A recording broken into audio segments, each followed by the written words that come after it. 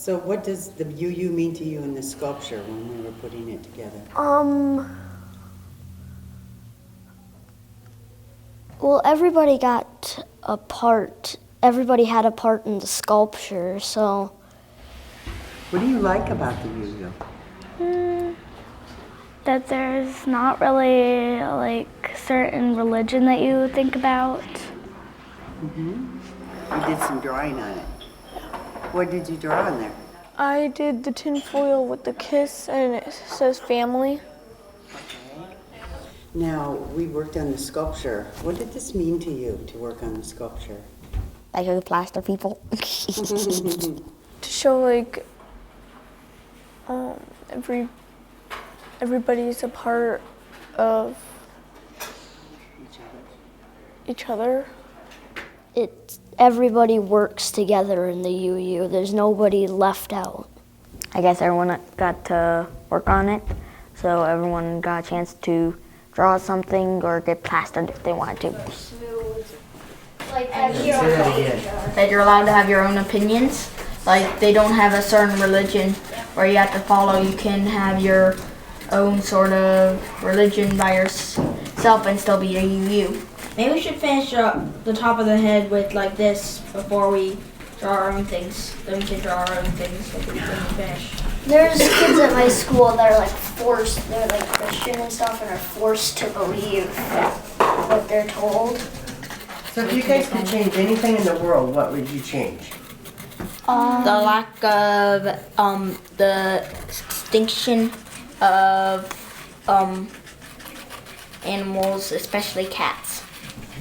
No wars. Some cats are endangered. Well, some big cats. There's a type of lion is extinct. What one? What?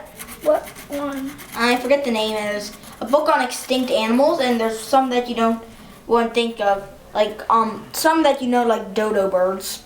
Oh yeah. The sculpture is a symbol of man-woman and how we are all connected with the environment. There were trees on it. Some put animals and birds on it. And in the sculpture, it's made out of plaster Paris wrap. We took different children's body parts to create it. So in other words, we had one of the children's hands, one their arm. Where's the glue sticks? Where are the glue sticks? Look like a foot.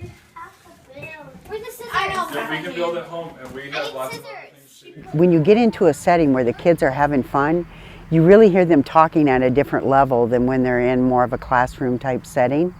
And they really kind of pop things out that are very amazing to me. I made like a tree of swirls and I made like a sun sort of for a star. It's like right there. And I just like drawing swirls. I don't know why.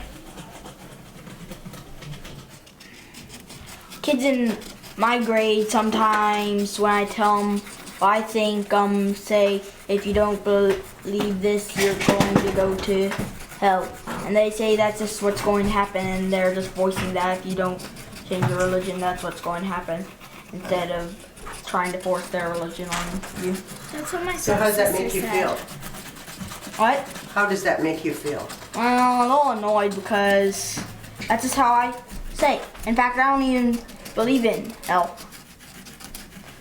Our religious education program for children is a little bit different from a lot of church Sunday schools, just because, as I said before, our religion doesn't teach doctrines, and so we're not indoctrinating children when they come to Sunday school, but rather we're teaching them about the world's religions, and we're teaching them how to be a good person and a thoughtful person here on this planet, because our understanding of the way the world is that it's important to be an awake, aware human being and polite and respectful of different cultures. And so we teach them a lot about the different cultures, and we teach them about respecting Mother Earth, and we teach them about listening to different kinds of opinions and understanding that there's more than just one side to truth, so that the children have a more holistic understanding of what it means to be a human being in this day and age.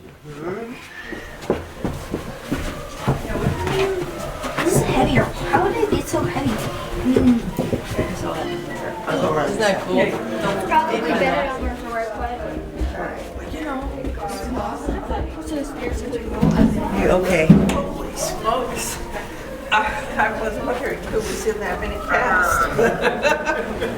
Well, yeah, we didn't give it a name. Oh, you need to name it. How old Amy?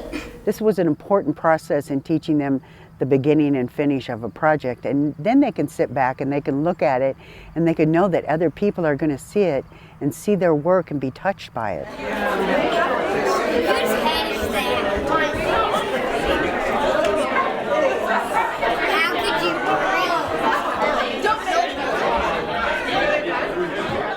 breathe? Most people who come here are the kind of people who believe that the life that they live on this planet in this time is very important, and perhaps the only chance they're going to get to make a difference. Some of them are people who you might call, sort of old language would be kingdom of God on earth. In other words, what you have to live your life and you have to create your heaven here and now. And so that people will be very politically active and socially active, environmentally active, because they feel like that's sort of their purpose in being a human being and why we're here on this planet. 1, 2,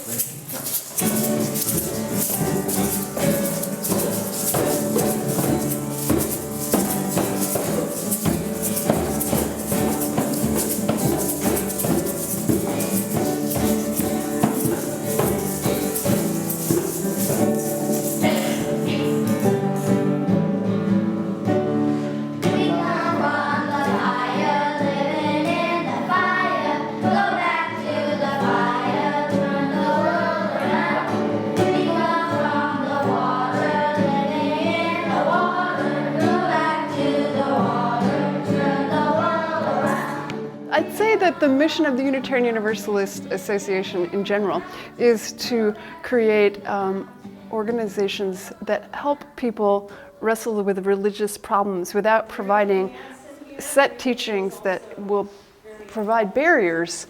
I think, we have this understanding that in the United States at least, that religion is this place where everybody has to think alike in order to join. But our religion is different in that we want anybody to join so that they can be with us on the journey and help them along on their life's journey, and religious wrestlings and religious celebrations without having that sense that you have to actually believe specific things. So we do have a covenant that holds us to each other, to being kind and nice to each other, and so I think that is an important part of providing some safety and sense of community here. But that's the basic idea of what it means to be a Unitarian Universalist.